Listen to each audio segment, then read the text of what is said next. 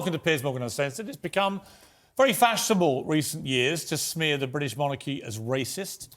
It's the age of white privilege. Today's royals must atone for colonial sins, are out of touch beyond reform. They should be abolished and embark on an endless grovelling apology tour for their terrible ancestors. I find most of that complete nonsense. The monarchy is mostly a reason for immense national pride. They represent us with distinction and dignity to the world. That's why when the Queen died, the whole world stopped still for 10 days to pay homage to her and what she stood for. But there is a duty, I think, for everyone at the royal household, from the top down, to be responsible about the positions they hold, and sometimes they let us down. Last night, Camilla, the Queen, the new Queen, hosted a reception on domestic violence at Buckingham Palace. Well, Lady Susan Hussey, Prince William's godmother, and was one of the Queen's closest aides, Queen Elizabeth's closest aides for many, many decades, made racially charged comments to the head of a domestic abuse charity. Ngozi Fulani, the woman she spoke to, released a transcript of what she says is the conversation they had. We've had it voiced by producers. Where are you from? Sister Space. No, where do you come from? We're based in Hackney.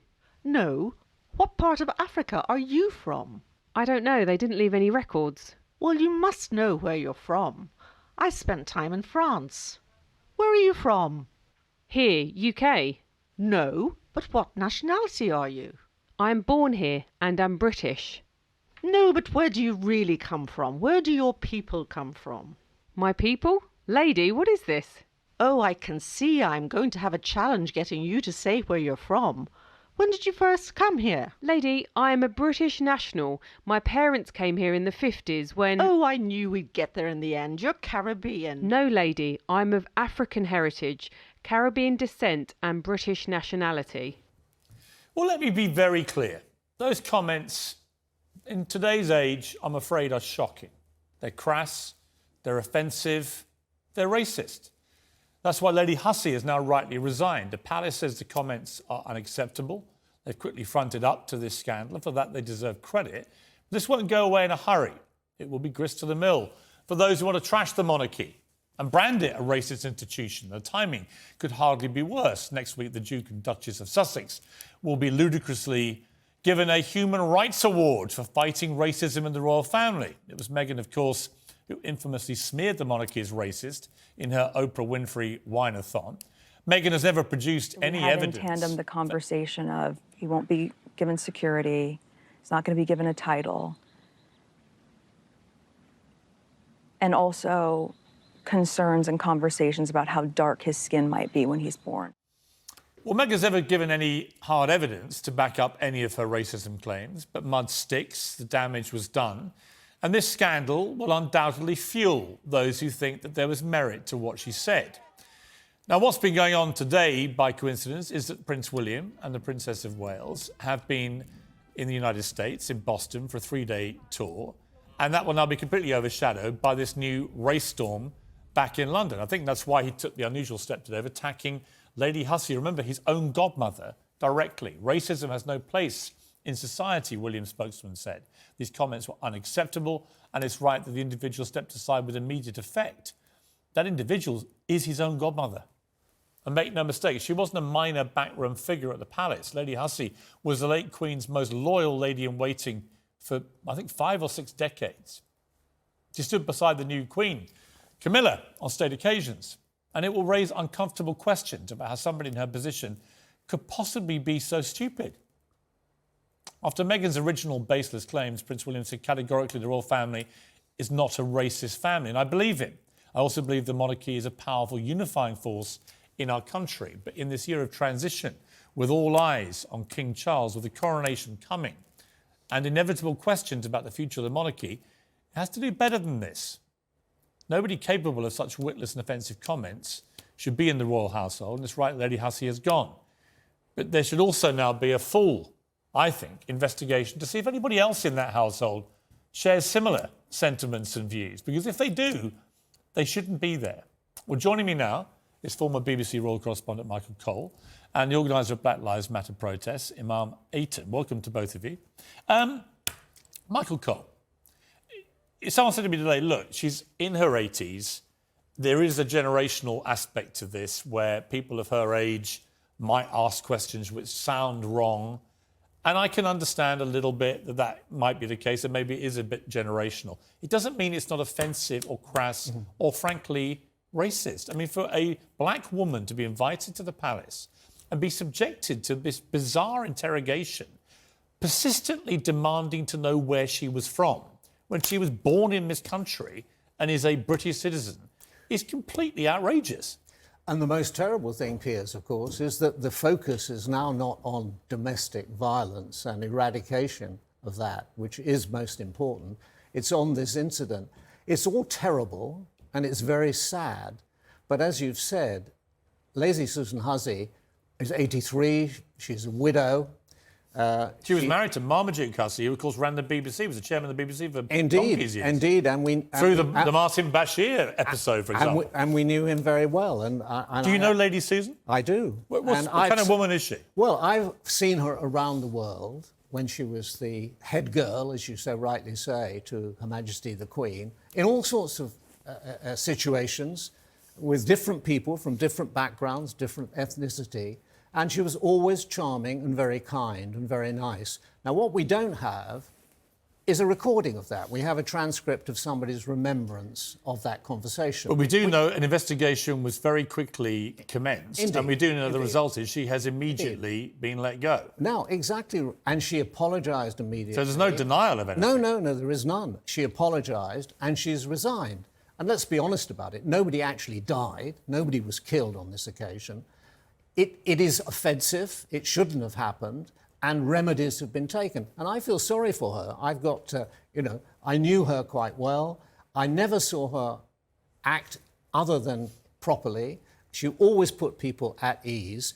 What she didn't learn is what the Queen always learned when she was in a situation like this with people she didn't know. She would always say, have you come far? Now, that is a very good question because nobody can take offence. All right, let me go to Iman here. Look, Michael's putting a sort of nice gloss on this, but if I'm a black woman and I've gone to the palace, particularly for a charity event like that, and I've done so much good work as Ngozi Fulani has done with this Sister Space organisation in Hackney, for those who don't know what it is, it's a group that supports African and Caribbean women affected by domestic and sexual abuse. So to be there and to be so belittled by a very posh, older white lady who's been working at the palace for 6 decades, to be belittled in that way and to be constantly challenged about where you're really from, with all the racist undertones of, well, you can't be one of us. You clearly come from somewhere else. I find that offensive, and I'm a white man. Utterly offensive. So I'm very glad that you both agree. So what this example is covert racism. So it's basically covert racism in the form of a micro-invalidation. So when someone comes along and says, where are you from? No, where are you really from? What they're inferring is that that person couldn't possibly what does it identify make you, as all right, British. as a black woman, have you had this experience? No, this is every day. Right, everyday racism. How does it make you feel when it happens to you? Utterly ignored. I feel offended. I feel dismissed. I feel as if I've been put into this kind of box where I'm not seen nor am I heard, and I'm just expected to just go along with this kind of narrative, which is okay to perpetuate racism throughout the day. So for me personally, it's an experience that most black people, I can confidently say, experience on a day-to-day basis. Do you give any slack to her age, that it's a generational thing, that generation may not have even realised that asking somebody questions like that is racist? I take that into consideration, but it doesn't negate the fact that that seems to stem throughout many generations, and therefore we cannot take away the fact that covert racism is prevalent within our society, irrespective of your age. Michael, what's extraordinary to me is we've just been through the whole Meghan and Harry, Oprah racism thing. There will be people, there are already on Twitter saying she's been vindicated. This is what she was talking about. The subliminal racism that is laced through the palace. Hard to argue that. Now, I would argue the difference is here, we had a name.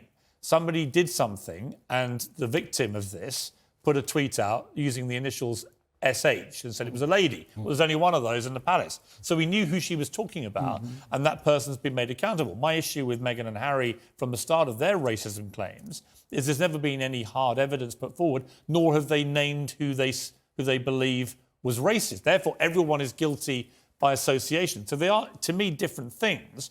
But there is no doubt this will lend succour to their argument as they stand on this stage at the Robert F. Kennedy Foundation next week for their heroism in tackling racism at the palace. There's no doubt they will use this to fuel their position. And that's very much why Buckingham Palace moved swiftly and Prince William moved swiftly to distance himself for it. I mean, pretty amazing. I mean, to put it in context, yeah. that woman's his godmother.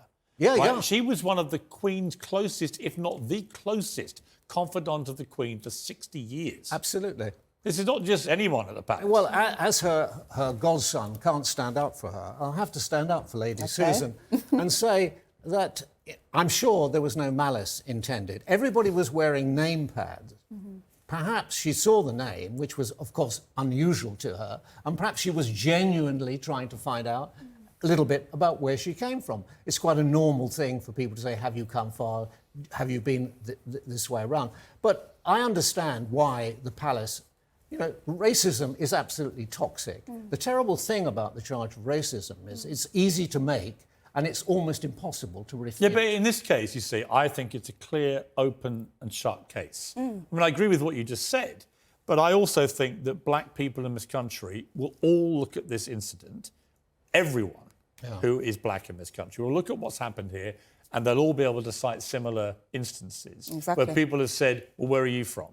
And not really wanting to think they're British like we white people. And that is the damaging thing about this episode, is that you've got somebody at the heart of the palace for so long, so close to the Queen, so close to all of them, William's godmother, right? I mean, that's where I think if I'm in your position, you know, representing a community looking at this going, yeah, A, we've all been through this, and B, wow, that's somebody quite senior at Buckingham Palace doing it. Yes, and I think I have to add the fact that it's a double kind of slap in the face for a lot of black people, because ultimately this event took place where Queen Camilla, made a speech that was focused on domestic violence. Yes. And she made it quite clear we need to, firstly, she said that it was a heinous crime. Secondly, she said that we need to support and listen to survivors. And thirdly, we need to believe their stories. Now, racism is just as heinous as domestic violence, right? They manifest themselves in more or less the exact same way, ranging from psychological to physical. So the reality is that we seem to have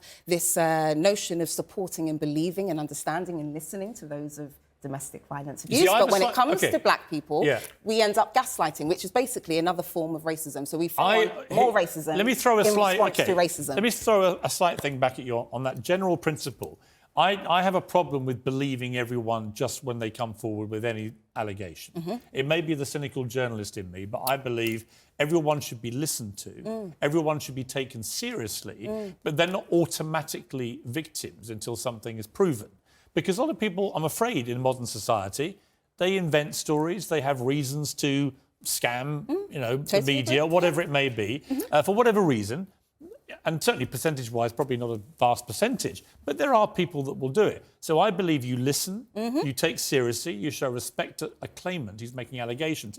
But I don't think whether it's racism or violence or whatever it may be, you don't automatically believe people. And I agree because the with moment you. you do that, you're automatically condemning and convicting the people they're accusing who have not had a chance to put their case forward, and it may be they're completely innocent. But what you first need to do is listen and ultimately believe, because this is what it comes down to. But you agree with the sort of principle I'm making? So I do, totally, utterly agree with you. But what it comes down to is a fine line, you see, because when you ultimately, and I said it the last time I was here, when an individual ignores, negates or neglects the thoughts, feelings and experiences of those from the black and brown community when pertaining to racism, what you're ultimately doing is invalidating their experiences, which is a form of racism. This is a typical thing that we see, and this is the issue that what I typically find when it comes down to racism, it is a form of gaslighting that seems to be the typical response. Let's ignore that, but we don't do that with most other things. I think so it's about being open. There's an element of that. I mean, I think we've got into a place in society now where people can talk about my truth as if somehow that's different to the truth. And I've got a big problem with that, whoever it is, because to me there's the truth, which is supported by facts, and if you have your own version of it, it's not actually the truth. I mean, you can feel it and you can want it to be true, but actually facts should always be sacred, because otherwise I'm not sure where you go if everyone has their own version of the truth. But Michael, it seems to me there's another bigger issue, which I'm about to come through with another guest in a minute. We now have William and Kate in Boston for 3 days. This is supposed to be the big coming out of the new Prince and Princess of Wales in America. You've got Meghan and Harry in California about to go to New York to receive this Robert F. Kennedy Foundation Award, which I think is ludicrous for their heroism in combating racism at the palace. That's not why they left. They left because they wanted to do their own thing, have their royal cake and eat it and make gazillions out of Netflix. We all know that. A documentary is coming out very soon and we'll all see it, as is the book. And you've chosen to ignore exactly what she said about her experiences, thoughts and feelings. So that's No. gaslighting. No. So let me just throw that in with your speech. Let me just throw that in. I have to throw that in. You can Sorry. say that. Please, I apologize for interjecting. Apologies. I will refer the Honourable Lady to the answer I gave some moments ago, which was actually she needs to come out, they both do, and say who it was that expressed the concern about the skin colour of their child. I agree. Because the other allegation they made, that Archie was not a prince because of his skin colour, was very quickly discounted. They just got that wrong. It had nothing to do with his skin colour, everything to do with the order that things go in the palace. So it's only down to that one charge left, which is that someone in the royal family expressed concern about the skin colour of their child. And she said it happened at a certain time. Harry then said it happened a year and a half earlier. They couldn't even work out what year it happened, and we've never had a name. Unlike here... But why do you think they haven't given a name? Why do you think they haven't... Because it's out of respect. The same respect that you have, the same deference that you have, is the same deference they have. And that's why they won't necessarily give out that name. I think they've shown unbelievable disrespect to the royal family. Because of stating their own personal experiences within the royal family. That's disrespectful. They've milked their attacks on the royal family to the tune of hundreds of millions of dollars. Why do you say that? I'm genuinely curious, because you're saying milk. And so all of these things, again, I'm just throwing it back at you. What it appears to be is you are ultimately gaslighting Meghan and Harry's experiences. No, I'm not. Yes, you are. I'm directly... So hang on. What I'm asking... I'm responding. I'm directly calling them out. I'm saying that what they've done, they have taken their royal titles from an institution they profess to dislike, they've taken them to America, and they are fleecing them for massive personal commercial gain. I think it's completely outrageous. Not to build self-awareness. I think it's completely outrageous. Self-awareness. Self-awareness? Yeah, it's self-awareness in terms of racial prejudice and racial prejudice that lies within institutions.